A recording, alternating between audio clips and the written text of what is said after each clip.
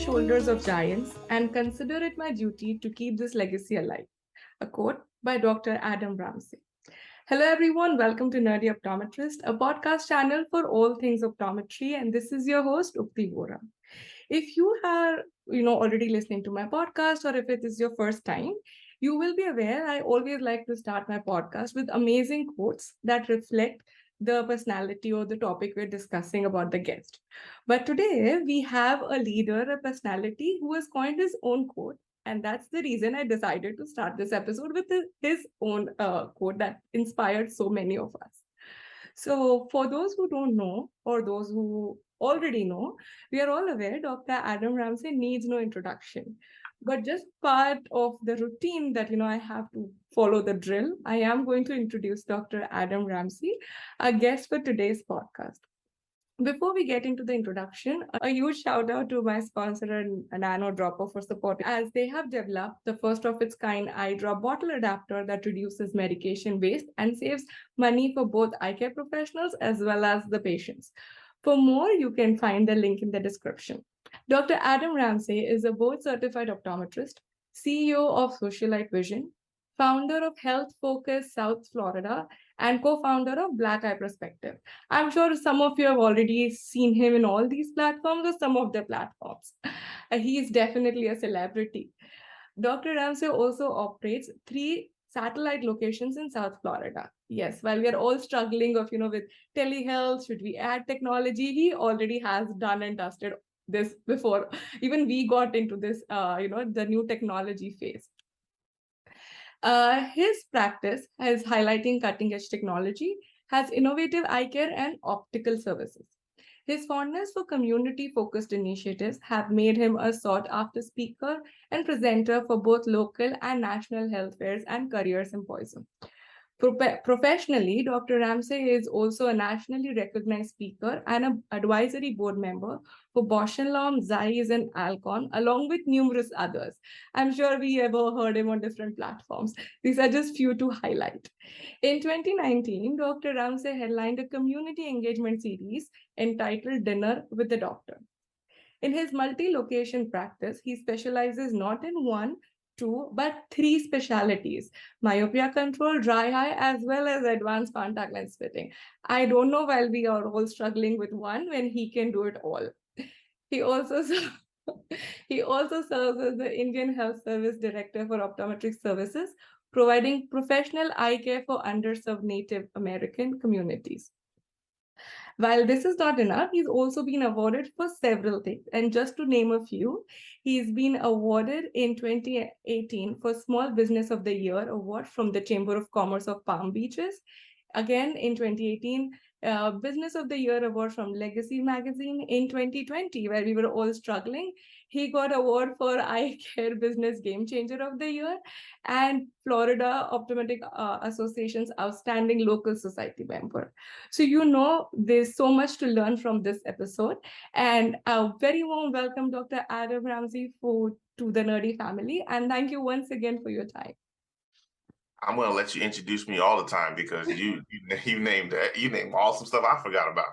So I'll let you introduce me all the time. Absolutely. I did my research. This was just something that I had to really summarize it. If given a choice, I think I could do an entire episode just about your introduction.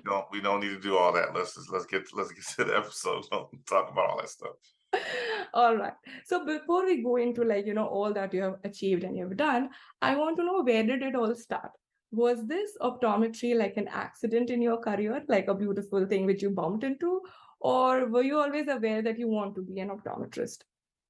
I was not aware I wanted to be an optometrist. I was born in Trinidad in the Caribbean, and then I grew up in South Florida. And when I was growing up, I wanted to be a vet because I liked animals and I liked, I was good with science and math. So they were like, oh, you should be a vet. But, I liked my animals. I didn't so much like other people's animals. So I was the guy I had parakeets and turtles and hamsters and dogs and the big saltwater fish tanks. And, I had all that stuff. And my animals were behaved. Other people's animals were biting. They weren't good. So I passed on that. And then I went into physical therapy because I'm, 6'3". So people are like, oh, you should look at the physical therapy, this, that, and the other. But I didn't so much like all the paperwork that went along with the physical therapy. So I was like, I can't be sitting down at a computer doing this all day. That doesn't give me the interaction and engaging conversations that my personality likes. So I skipped out of that. And then one day I was at my optometrist. I wear glasses, contacts right now. And the optometrist was talking to one of his partners, and he was like, "You want to go play 9 holes of golf after this? I have a little gap in my day." I was like, I'm sitting there, the door's open. He's talking in the hallway while I'm dilating, and I can just hear him. And I was like, hold on, you could just choose to do what you want to do. Like, just pick up in a day and just say, I don't even play golf. But, I had never played golf at that point, but it wasn't the golf. It was the control of your schedule and control of your day. And that made me say, you know what?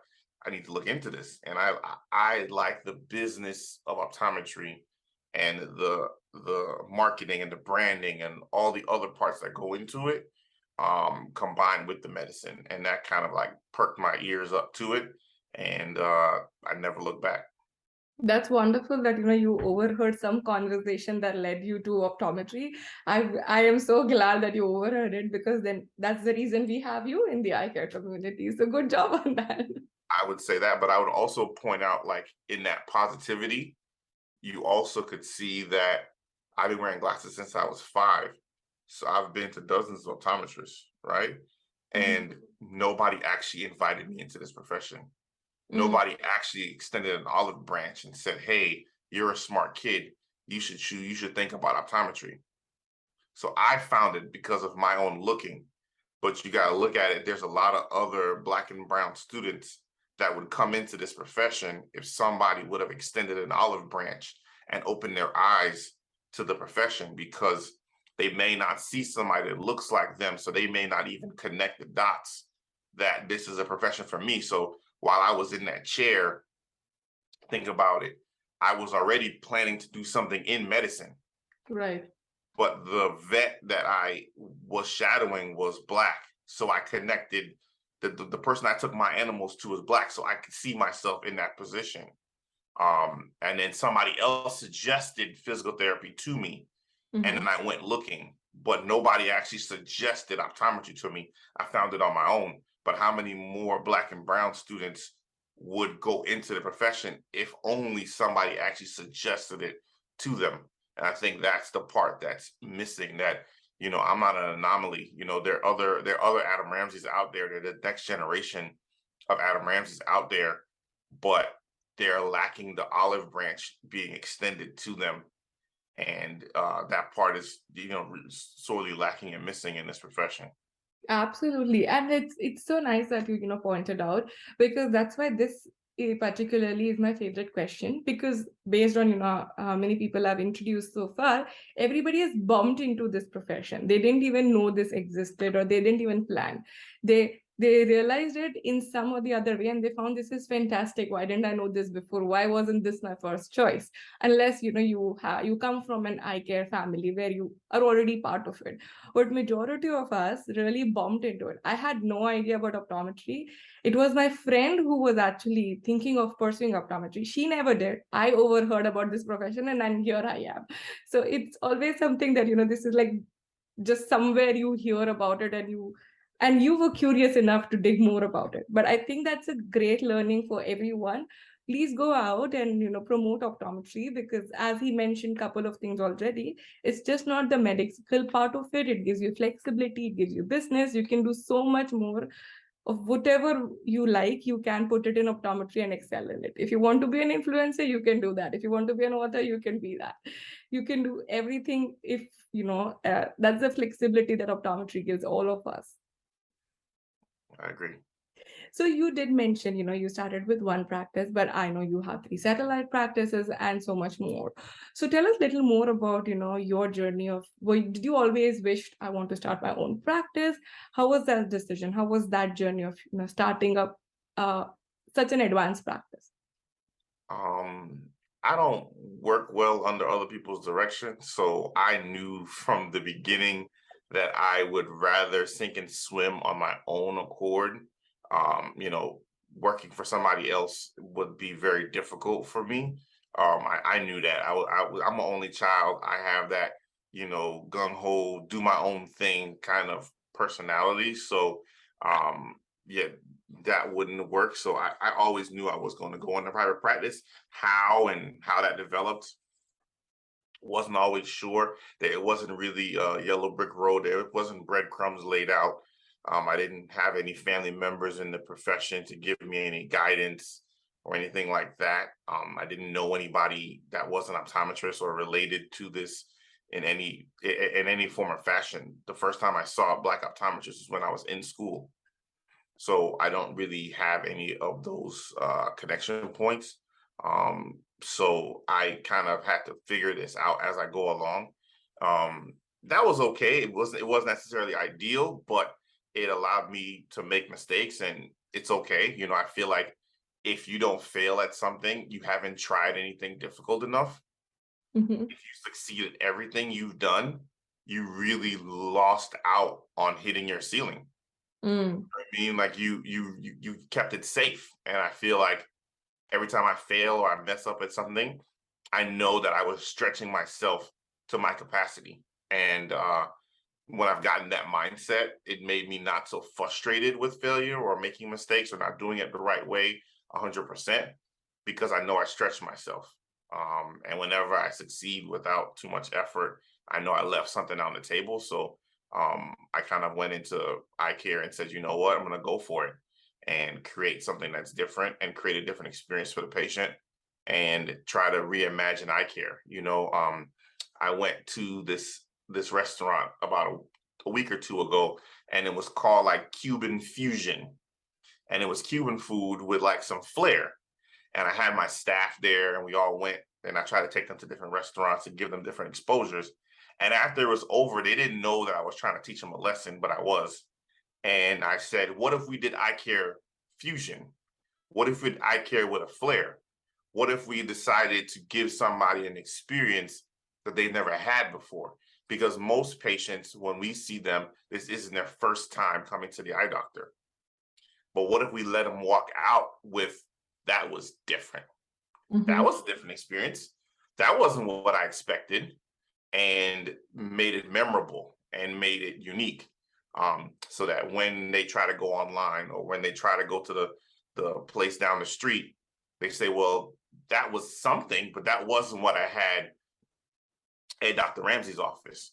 And I kind of twisted their mind up. They thought, oh, I thought you were just taking us to lunch. And I was like, well, there's a lesson to be learned in everything. And so that's kind of what I've been trying to create and keep trying to create in my office. It's never done. Every time I think I'm done, I always come up with something else, and they're like, "Oh crap! What did he get from this conference this time? What is he coming back with now?" He's always, every time you think you got to figure it out, changing it up. And I'm like, "Yeah, that's it. Life. The only thing that's consistent in life is change. So let's switch it up. It's Monday. Let's go." Oh, that's wonderful. So I definitely want to highlight a couple of learnings that you shared so casually in your conversation. To begin with, you said you always felt you wanted to lead, or like, with leadership. Like when I see from outside, I feel you've got it all. But you proudly talk about your failures, your ups and downs, which I feel everybody is scared of, even to begin, and they want to play safe. But I really like how you highlighted, like, just go out there, fail, have a good story, if nothing else you have something to share. Mm-hmm. And that's a great learning for all my listeners. And other thing, how you mentioned to learn from different experiences and different things. It is just out for lunch or dinner, but it does not always have to be like an expensive thing or something you have to invest. It's all about what can I do to make my staff's experience better or my patient's experience better, or even your own experience when you go into your practice. You want to feel happy when you go in. And I think all these challenges really helps to keep you motivated versus, oh yeah, it's the same day, I just go in, do my job and be back. So I think always have the fun in the mix is what I think I took as my takeaway from what you shared. You got it. That's what I meant. Perfect. And not to, talk about like your learnings and what you do with your staff, you have gone a step ahead and you made sure that whatever were your ups and downs, you shared it with others who are scared or who are not sure where they want to go with your book. So for those who haven't, seen, heard, or read about his book, yes, play chess, not checkers. It is a step-by-step guidelines for opening a successful practice, and it will tell you about, how can you get started with your practice. So tell us about the book, the title as well. Like, where did the title come in? What inspired you to write your book? So everybody, when I say the book, they're like, "Oh, you love playing checkers or chess," and I was like, "No, it's not so much. I know how to play, but the concept was that life is like a checkerboard. The checker and chessboard is the same board, Mm-hmm. same size squares. The only difference is chess pieces can move a lot further than checker pieces. And Right. there's strategy, and there's a lot more strategy in chess. And a Mm-hmm. lot of times optometrists and opticals are playing checkers, and the big industry is playing chess around them. And they can jump further because they're playing a different game. And the trick to any game is just knowing the rules. If you know the rules to the game, it's fair. Right. But the hard part, sometimes big industry is playing chess and we're playing checkers, and they control the rules to the game. And we have to play catch up and learn the rules regularly. But once you know the rules, it's okay. It's all fair. It's all fair game. You just have to know and learn the rules of the game you're actually playing. And a lot of times optometrists are trying to play checkers, and big industry is playing chess. They're buying 5,500 practices. They have thousands of people. They have support staff. They have all kind of stuff. They can buy their glasses in bulk direct from the source and buy it at half the price we're buying it at, and trying to sell it at the same price. Well, that's not a fair game. We're not playing the same game. So I, had a lot of struggles that I posted and put in the book about opening my own office. And I've read all the books out there about optometry, and none of them thoroughly prepared me enough to open my practice.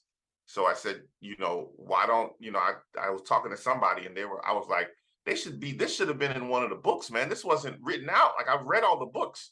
Like, this wasn't in there. Like, I can learn from other people's mistakes. I don't have to Right. make all the mistakes myself. I am happy to learn from your mistakes, but Right. nobody told me about those mistakes. And then the person was like, "Well, why don't you write it?"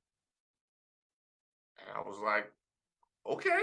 And I just spent the next year just typing, just typing, writing out some stuff, and then I thought I didn't have enough for a book, and I was talking to somebody that helped me put the book together, and I was like, "Oh, I only have like 30 pages or 40 pages or something like that." And the person was like, "Hold on, you mean like single space word pages?" And I was like, "Yeah." Like, it's like, "Do you know a book is this big and this double spaced and da da da?" And I was like, "No." She's like, "Send it to me." And I sent it to her, and it was 100 pages in a book. And she's like, "Just edit it. You're done." And I was like, "Oh shoot, I didn't even know."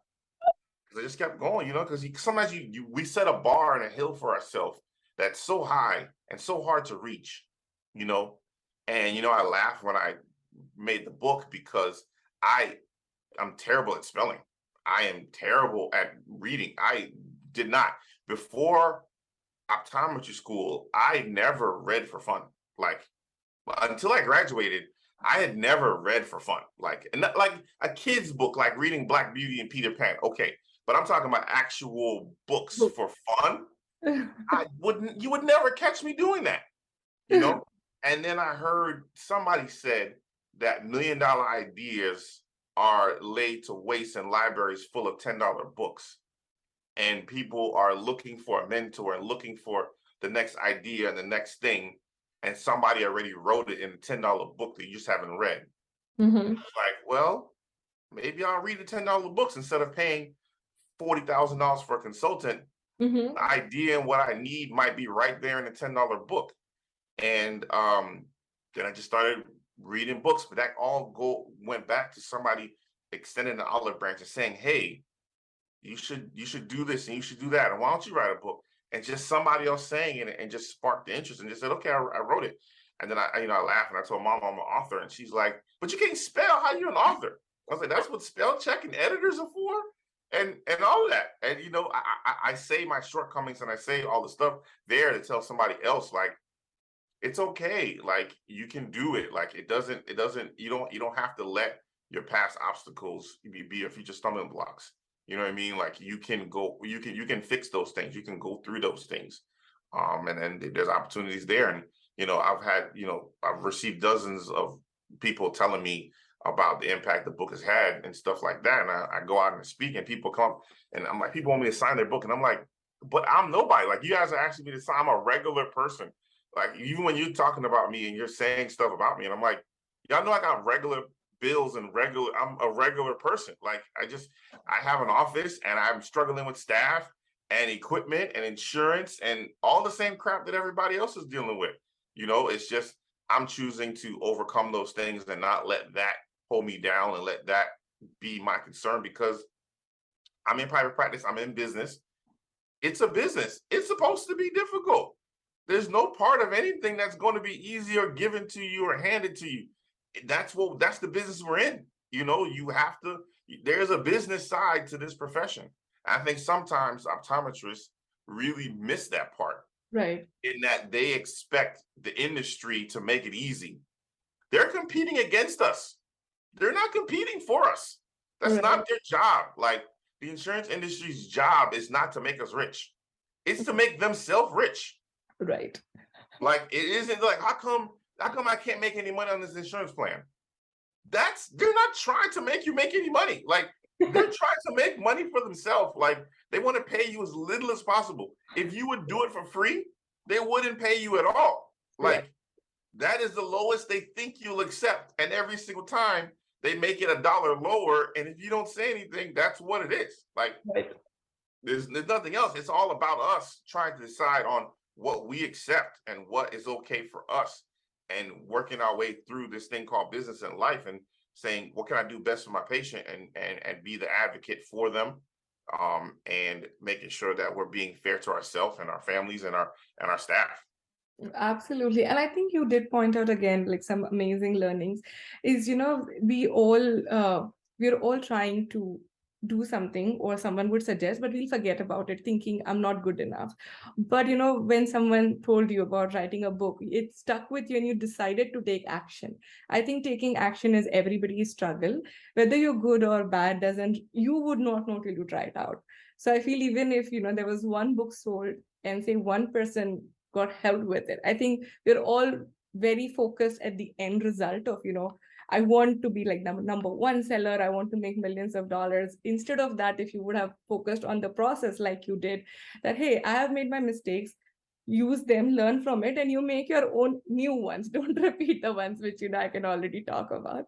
I think that's a great learning for anyone. Just start. It's okay if it doesn't work, but it's definitely a learning and don't just rely on shortcomings of I can't spell or I can't do something. I can't even write a sentence. I haven't even read a book. How can I write a book?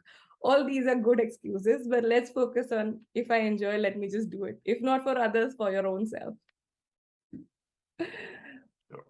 So you did mention about that book, right? So for those who haven't seen or they're not aware about the book, again, I'll be dropping the link for this book in the description, so you can please do check it out. But if you had to pick the major takeaways from your book, if you wanted to highlight something, what would that be? Well, this book is about teaching people how to open warm, right? So instead of being a cold start, try to open warm. But before you even decide to open warm, make sure you want to go into this profession and this practice, this mode of practice, and find out if private practice is what you want. You don't have to always open warm. And I would tell you, if you can buy a practice, try and buy one, right? If you can become a partner in a practice, go that route, because you're jumping steps ahead. Opening up warm is you have to start on first base. If you buy a practice or you become a partner, you're on second or third base already. You're going right into the money. But if it doesn't work, like it didn't work in my instance, there wasn't anything for sale in the area that I wanted to be in at the time. And my mind has changed now. If you ask me 7 years later, do I agree with the decisions I made then? I'd probably say no, but I made the best decision with the information I had at the time. But because I know that it was the best decision at that time, I don't have really any regrets. And I don't really have, when the going got tough, I was like, well, Adam, this was your only choice. You can't be an employee to somebody. So like you don't have a choice. So because that, I was comfortable with the issues and the hill to climb later on. But if you open a practice warm and then you find out you could have bought the guy down the street, but you never asked them, or you could have been a partner with your friend that he was looking for a partner, but didn't know you were even looking to come into private practice, and you missed that opportunity because you never explored it, then you might second guess yourself or have regret. But if you asked everybody around, nobody wanted a partner, you asked everybody around and nobody wanted to sell, then when you open your practice, it's like, hey, I didn't have a choice. I'm here and I'm going to make the best of this situation and I'm going to love it. And later on, you still get to the same endpoint. It's just takes a little bit more work. And if you know that this was the only way to go about what you wanted and to develop the outcome that you're looking for, then in those rough and dark times and those hard months and weeks and those second guessing, you can give her a little reminder like, okay, Adam, you didn't have a choice. It's okay. We're here. We're going to get through it. And then after this, you're happy at the outcome. Absolutely. So do your research and then make a decision so that you don't have to regret at the later stage. Perfect. And I think it's not just for practice, for anything, even getting into the profession or anything you want to do spend some time in doing good research. So you have, checked box everything, reached out to people, and then made a more informed decision. And I think that's something which, we all should always remember. We know about it, but, sometimes we just forget when it comes to making decisions.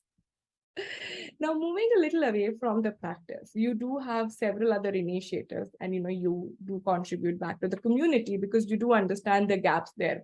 You also briefly, mentioned about it. There's so much that needs to be done where we are not really representing or doing our bit.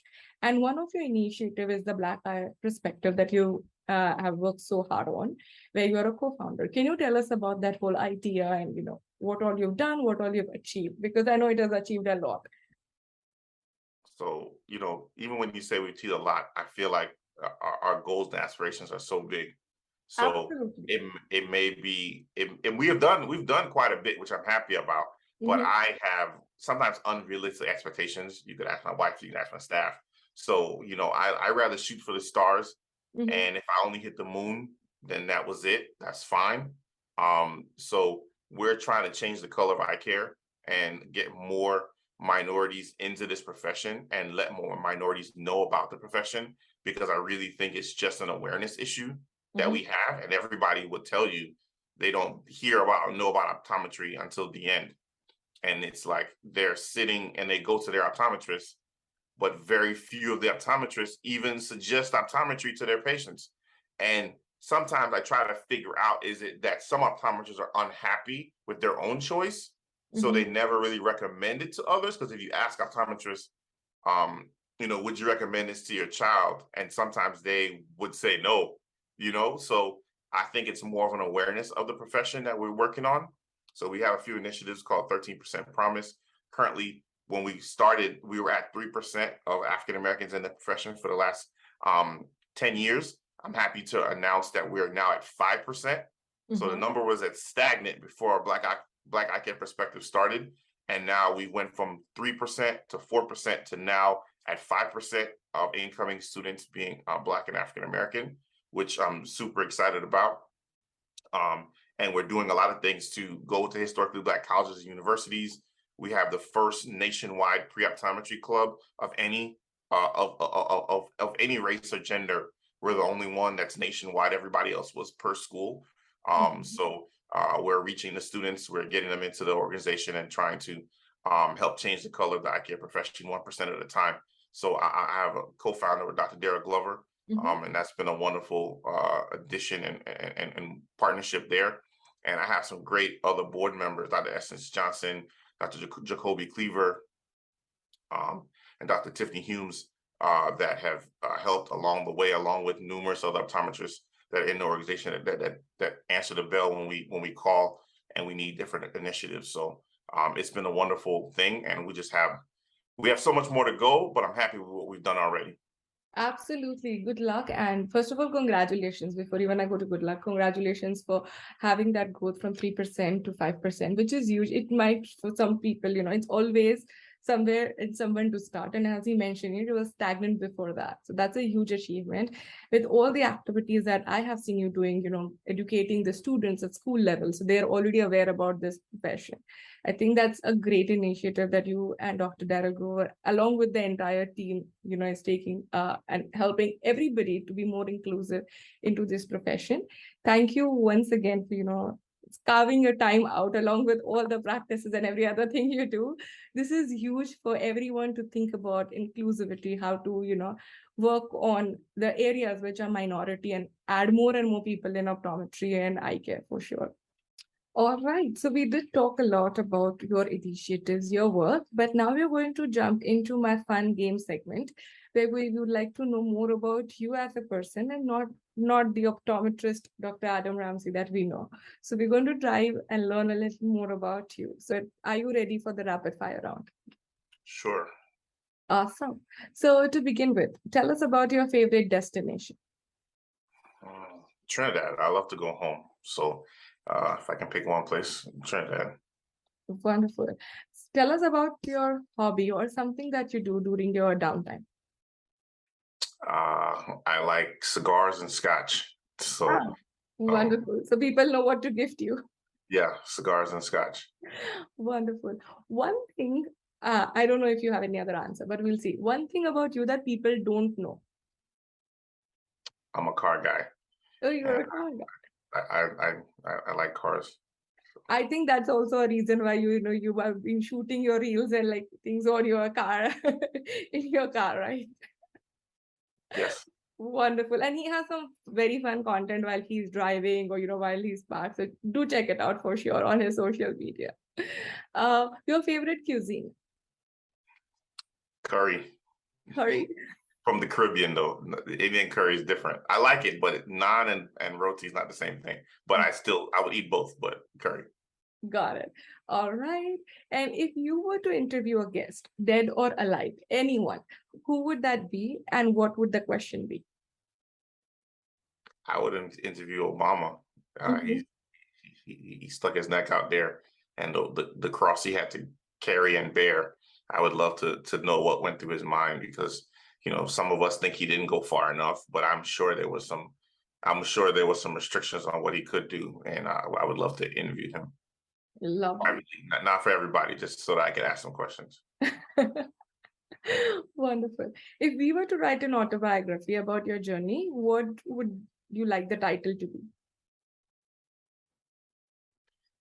Delayed reward is not denial of reward. Love it. All right.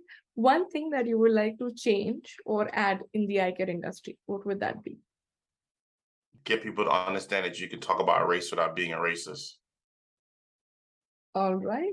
Lovely. And I think with the Black eye care perspective, I will all will learn, how to do that and, be more inclusive. With that, you did wonderful in our rapid fire round. Thank you once again for all these fun answers. We definitely know what to gift you and what you like. So with that, before I let you go, one last takeaway message for all my listeners. Don't be afraid to fail. It's okay. Try, go for it, shoot for the stars.